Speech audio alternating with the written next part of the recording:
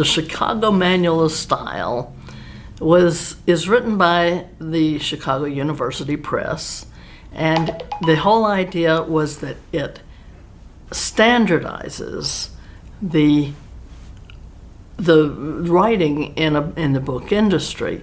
In other words, it standardizes where the commas go, because we learned one style when we were in school about grammar and punctuation, and newspapers use a different style, and books follow a third style. And I always tell people, don't feel bad because you don't know where the commas go. Nobody knows, and it depends on the style. But the Chicago Manual of Style standardizes that.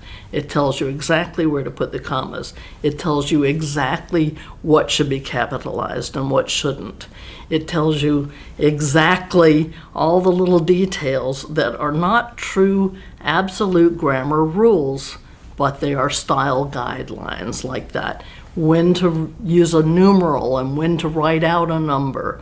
We don't know those things because the newspapers use one style, Chicago Manual of Style uses another.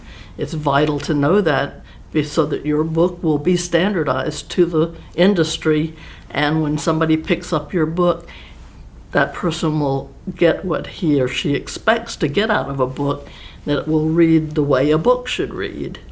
Formatting a manuscript in Chicago style, the biggest thing that I want to make clear to writers is that you're formatting the manuscript and not designing a book.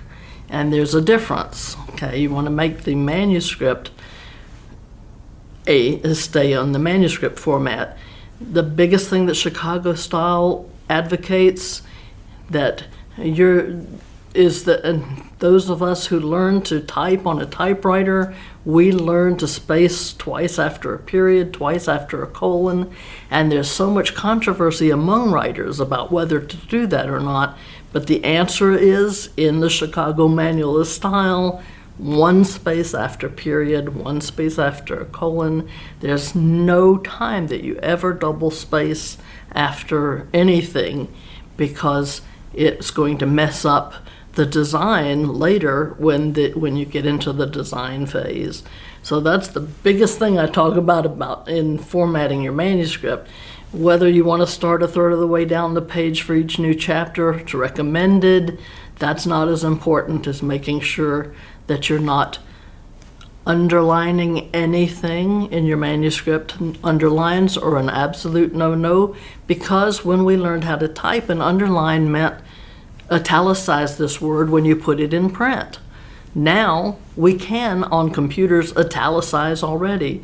So if you have the urge to underline something, for instance, a foreign word that would normally be italicized, go ahead and italicize it. The title of a book, as long as it's not your cover page for your book, but when you're referring to the name of a book, it would be in italics, not underlined. So those are the major things to remember in formatting for a manuscript.